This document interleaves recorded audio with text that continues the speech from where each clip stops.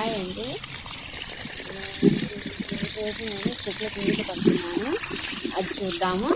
ఈ బెండ చెట్లు ఇంట్లో గోంగూర చెట్టుకు పోస్తున్నానండి పైప్ తీసుకొని. మనం పట్టడం కంటే పైపు కింద వేయడమే బెస్ట్ అండి, బాగా చెట్లు మొదలంతా బాగుతాయి.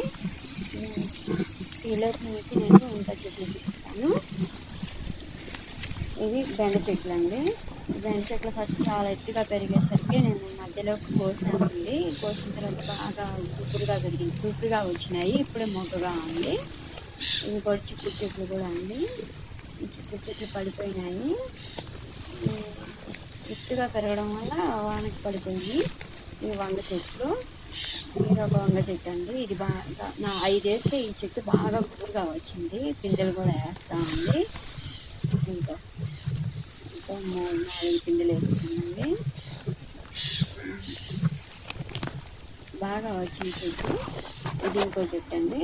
ఇది కొంచెం తక్కువగా పెరిగింది. ఇది ఒక చెట్టు, ఇది చాలా తక్కువ పెరిగింది, చిన్న చెట్టుగా ఉంది. ఇది ఇంకొకటి, ఇది కూడా పర్వాలేదు, బాగానే పెరిగింది.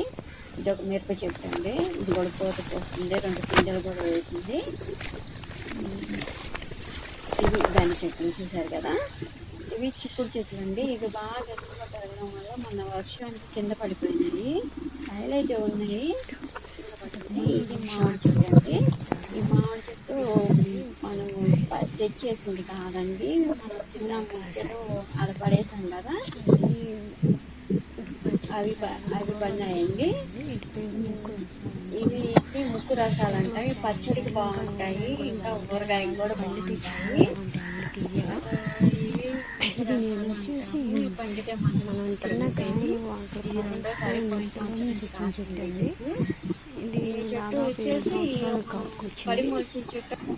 7 సంవత్సరాలకు వచ్చిందండి కాపుకి.